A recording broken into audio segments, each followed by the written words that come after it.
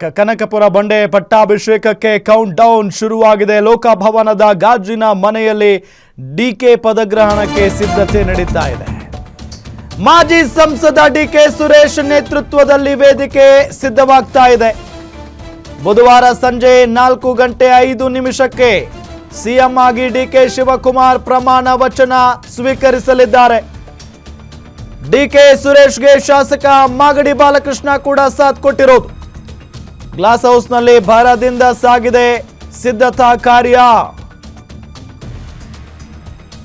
CM Kanakapura ಬಂಡೆ CM ಆಗೋದಕ್ಕೆ count down ಶುರುವಾಗಿದೆ.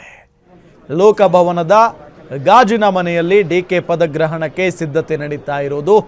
ಮಾಜಿ ಸಂಸದ ಡಿಕೆ ಸುರೇಶ್ ನೇತೃತ್ವದಲ್ಲಿ ವೇದಿಕೆ ರೆಡಿ ಆಗ್ತಾ ಇದೆ. ಎಲ್ಲೇ ಏನೇ ಕಾರ್ಯಕ್ರಮಗಳಿದ್ರು, ಕನಕಪುರದಲ್ಲಿ ಇರಲಿ, ರಾಮನಗರದಲ್ಲಿ ಇರಲಿ, ಎಲ್ಲೇ ಡಿಕೆ ಶಿವಕುಮಾರ್ ಬರ್ತಾ ಇದ್ದಾರೆ ಅಂದರೆ ಅದಕ್ಕಿಂತ ಮುಂಚೆ ಒಂದು 2-3 ದಿನ ಮುಂಚೆನೇ ಡಿಕೆ ಸುರೇಶ್ ಅವರಲ್ಲಿ ಹೋಗಿರ್ತಾರೆ.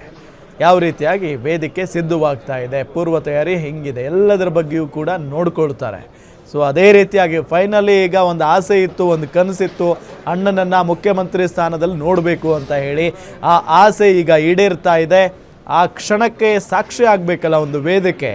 ಆ ವೇದಿಕೆ ಎಲ್ಲ ರೀತಿಯಾಗಿ ಸಿದ್ಧತೆಯನ್ನು ಮಾಡಿಕೊಳ್ಳಲಾಗ್ತಾ ಇದೆ.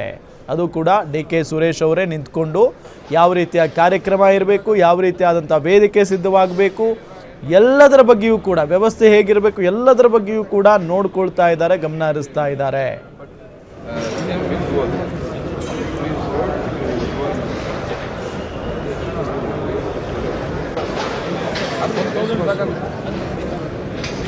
ಏನಿಲ್ಲ, ಏನು ಮಾಡ್ತೀವಿ,